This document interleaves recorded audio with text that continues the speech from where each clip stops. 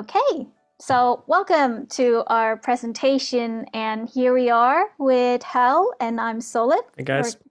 We're going to talk about what we experienced in Korea, Finland Special Game Week 2021, as well as what are the tips that we can provide to Korean indie game developers out there if they're aiming for Finland and European market. And here we are. First of all, my name is Solid Park. I was the main coordinator of Korea, Finland Special Game Week, together with sponsored by the Embassy of South Korea in Finland. I'm also one of the doctoral students at Aalto University doing game research about immigrants in the Finnish game industry. And of course, we have Häll here. Häll, can you give us a brief introduction of yourself? Sure. Thank you. Really cool to be here. My name is Häll. I'm a teacher of game design at Metropolia University of Applied Sciences. I'm also the chair of IGDA Finland and on the board of Game Makers of Finland, and then quite deep in the game industry of Finland, I guess you could say, being for a while now. And I gotta say, you and Christopher, you did like wonderful organization. Like the way you organized the whole event, that was really top notch. It was a really nice event to take, be a part of. So thank you for that. Thank you very much for joining us as well. And you were the host of the event. At the event, we did a little. There was a bunch of a couple of Finnish game industry veterans who gave their thoughts and their feedback on a couple of games, Korean games specifically, and we talked about that. And I was the host of that kind of event, and there was a couple other wonderful people there. For those who doesn't know much about what this event was about, so it was Korea Finland Special Game Week. We invited 13 Korean indie games and 2 Finnish indie games there, and then we had an online game exhibition space where audiences can freely play around, as well as we had reviewers coming from both Finland and Korea playing and then give advice.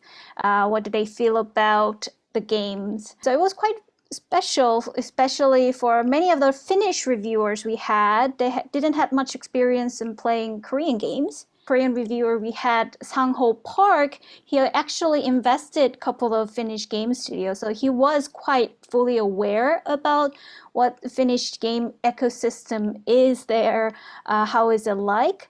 Whereas in our another reviewers, Aki Kanevara, who is a CEO and game creator himself, as well as Jasmine Danke from Germany. She was also a senior UX designer at Mainframe Industries, who have a very good knowledge about both Finland and European game market, but not necessarily over there in Korea. So it was a very good cross-cultural experience, I would say. And you can watch our review videos available at the Embassy's YouTube channel.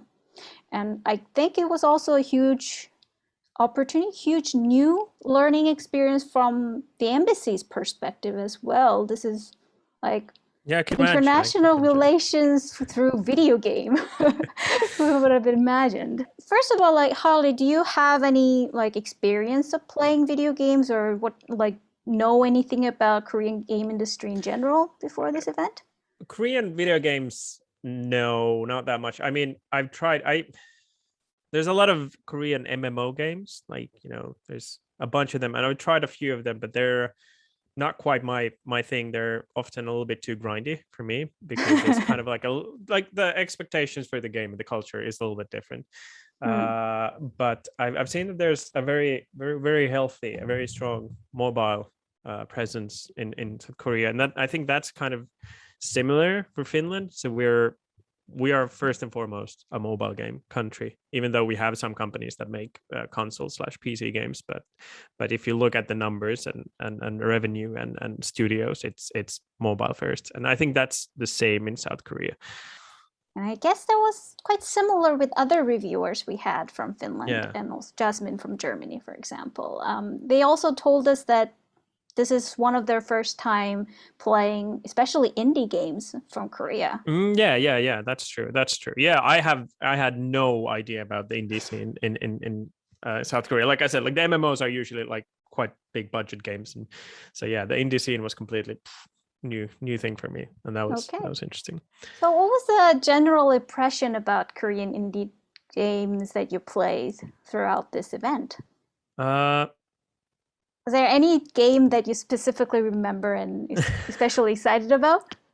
Well, there was this one dating sim kind of game, I guess is the best way of describing the genre or the game. It was really interesting, but it showed in the other games as well. But the different cultural background made it so that some of the games are more. I don't think a dating sim like that would come from Finland, for example. It has like a very, very peculiar kind of humor. I think you're talking about Motesolo. Yeah. No girlfriend since birth. But yeah, so this was a game where you, when I say dating sim, most people probably think about like a visual novel, but it wasn't a visual novel. It was more like a full video kind of thing. It was like acted, like they acted everything. Film and all the game, yeah. And it was really cool. And I think there was a lot of stuff that I probably missed, because if you're Korean, you would pick up on certain cultural things, and like, oh, they're from there and they're from this part of the town or something like that. And I missed that, and I still enjoyed it a lot, and it was a really fun game. So and I think this is, I don't know how much it is Korea/Asia, because like Asian and Western cultures are quite different in many ways. And I think kind of the sense of humor as well, which was a big part of this game, for example, and I guess dating culture as well are very different, and that alone was really interesting to see, just like a peek into the world of South Korea through games was really cool. So was that you're mentioning about the cultural differences in not just in games, but then in like culture of like socializations, dating, for example. But is those cultural difference came to you as a barrier or obstacle to try new things, or was it interest you? I would say it was mostly like a very intriguing thing, because there were some things that happened and you were like, oh, okay, I did not expect that, or that, like that, it kept you a little bit on your toes. It was surprising. It was fun. Every time I get to see a game from some culture I have almost zero contact with, it's really interesting, because there's so many new things that you never really thought about, or ways of showing things or talking about things, or audio, or like just representations of things. It's just I really, really enjoyed that.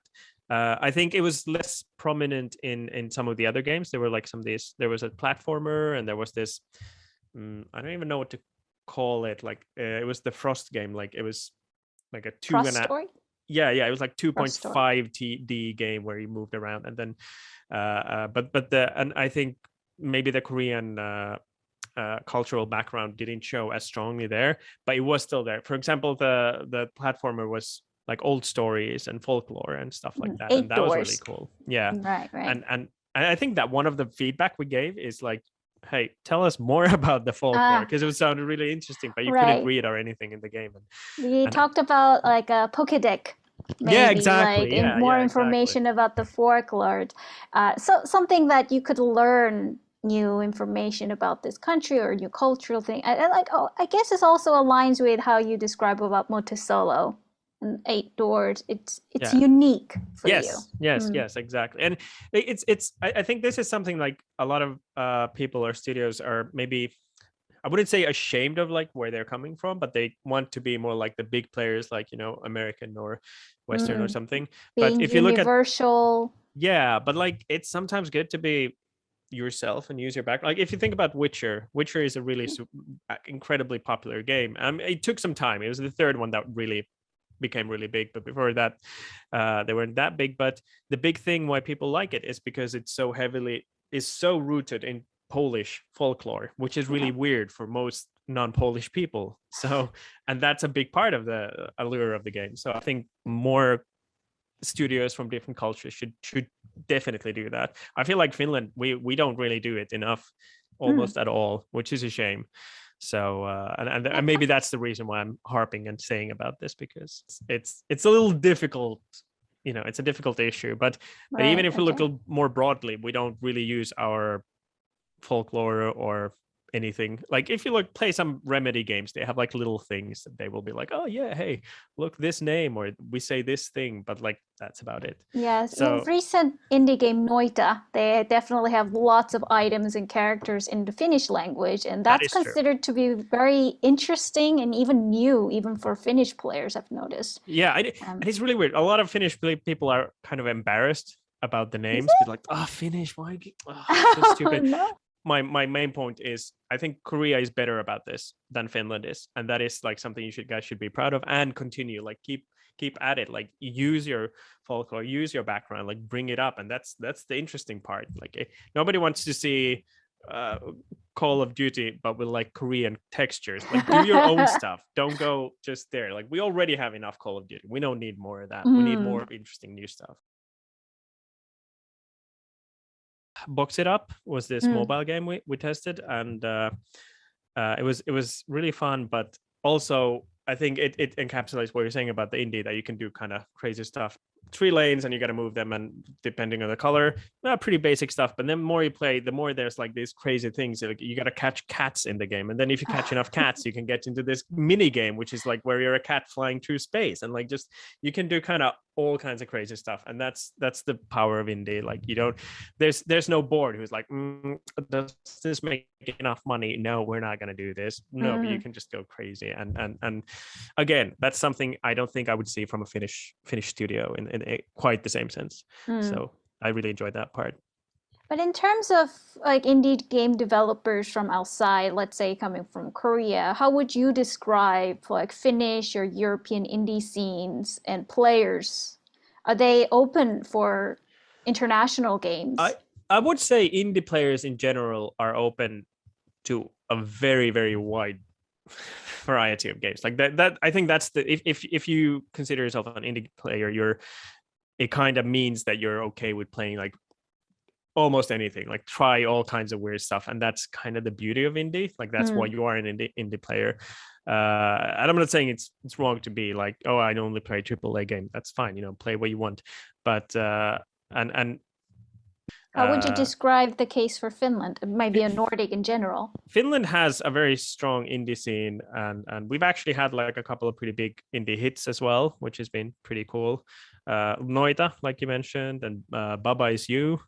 Made by the same people, but like they know what they're doing. But I think that's partially because we have a really long history with the demo scene, where people made like different kind of demos, and that's because we're a bunch of nerds, honestly, as a nation. So, but not every country has this.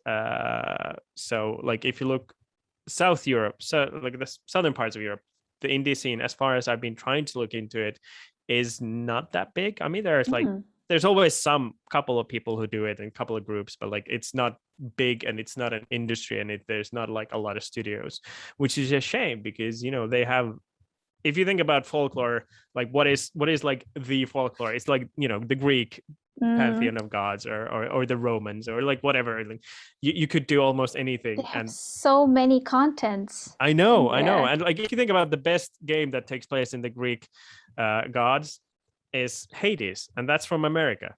Like come on, South of Europe, you can do this.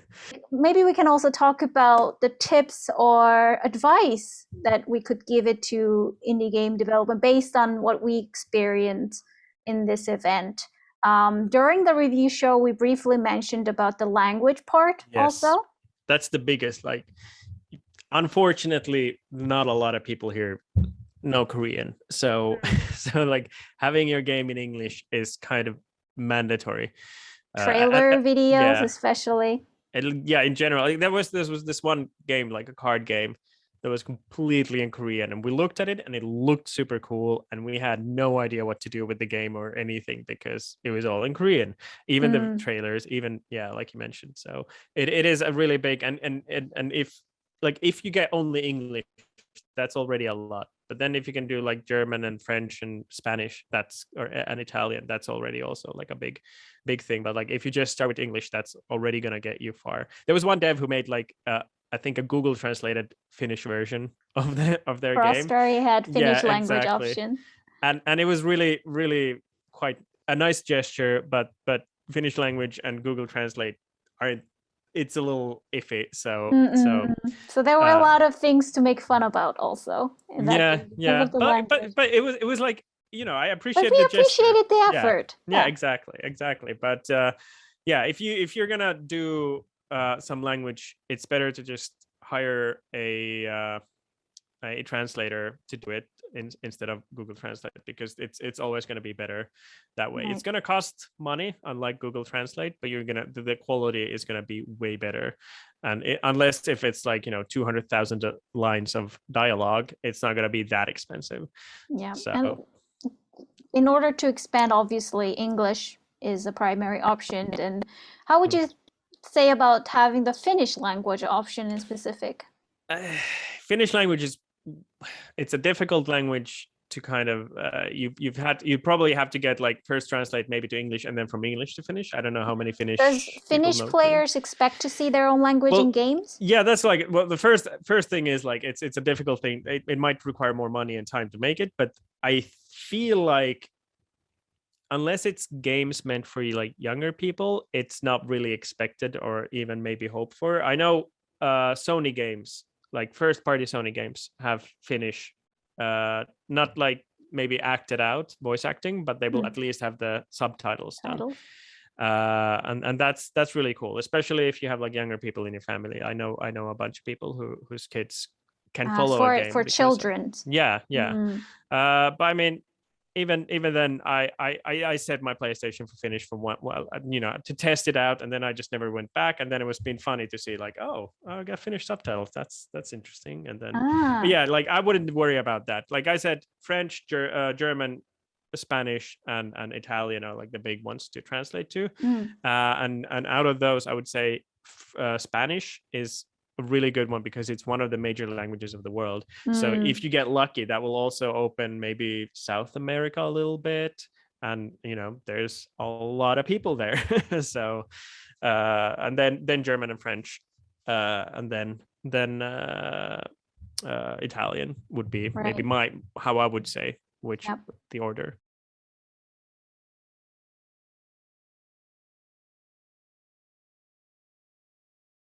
And while we're organizing the event, Chris and I and a couple of people in the embassy was also discussing about what Finland offers to international indie devs. I mean, Finland is a small country. We don't have like a huge publishing or investment monies, definitely. I mean, it's a small country relatively. Yeah. But then we came to the conclusion that this is a very good testing site. Players are very fluent in English in general. I mean, it's advisable, of course, if you are aiming for very young gamers, children's, then Finnish subtitle is a must. But then other than that, adult players, just you and me, like our age group usually can play games in English. Yeah, and definitely. Then it's mobile heavy, and casual mobile games are strong here. And you can get a lot of play test results very instantly in a testing ground. This is a very good place for indie developers to learn, figure out. Some of the stereotypes of Finns are true. We're closer to Germans than say Swedes. And you know, the Swedes are just like, hey son, hoisan, and Germans are like, and we're more closer to that. Yeah. Exactly. Yeah. So we kind of, I think if you want like good feedback, I feel like you will get more of that. There's a lot of like this engineer kind of minded approach. Not everybody, obviously, but like I think, and it's a very, very robust amount of players. So I think in that sense you would get, and I can't say if we have more than rest of Europe. It sometimes feels like it, but I'm also more in doings with the Finnish kind of gaming audience and industry. But I feel like there's a pretty good appreciation for Asian games and Asian culture. So I would imagine that like that would make it easier as well. And getting there. But also just the community. If you're not talking about players, but like game devs and studios, there's a very, it's not a massive, like it's 3,500 people approximately working in the industry, and a bunch of like, you know, maybe 1,000 students. So it's not like super big, but it is a very tight-knit community. So there's like good relations, and so if you come there, it's easy to kind of get into the see and enjoy all of that. I don't know how many Koreans are actually considering moving their studio to Finland, but if you do, that'd be really cool.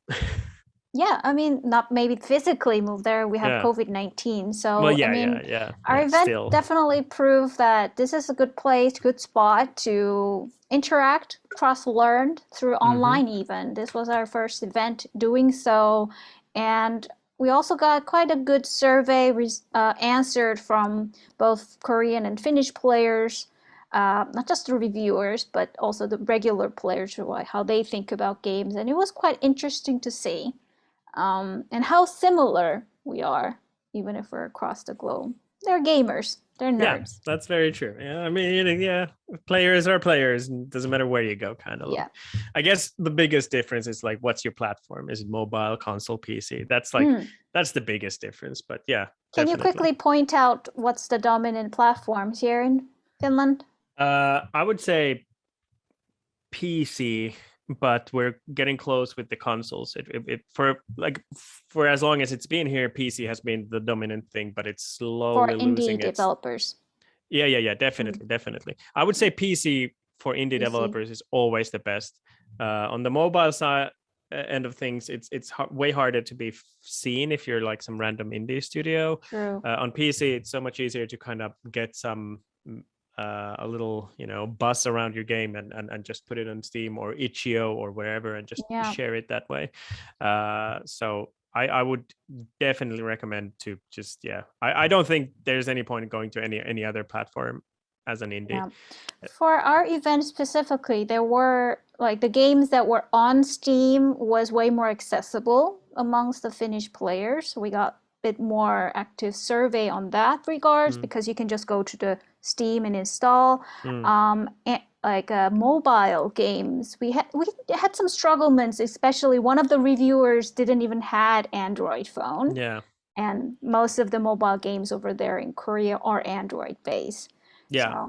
I mean, I just recently moved like this summer from iPhone to Android, so I just got lucky that it happened to happen that time. So I guess if you come from Korea, iOS is a big big deal still. So you should definitely also have your game there. Latest I've seen is also the more profitable platform, even if it's smaller. Like people spend more money on iOS than on Android.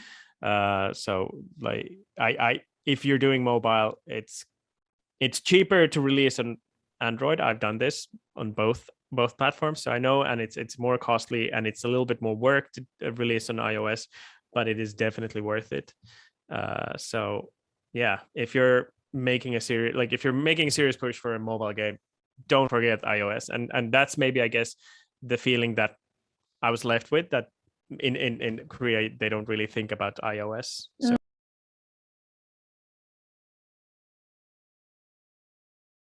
Android is whatever, pretty much dominant there. I mean, it's it's the home of Samsung, so it makes sense. So. Yeah.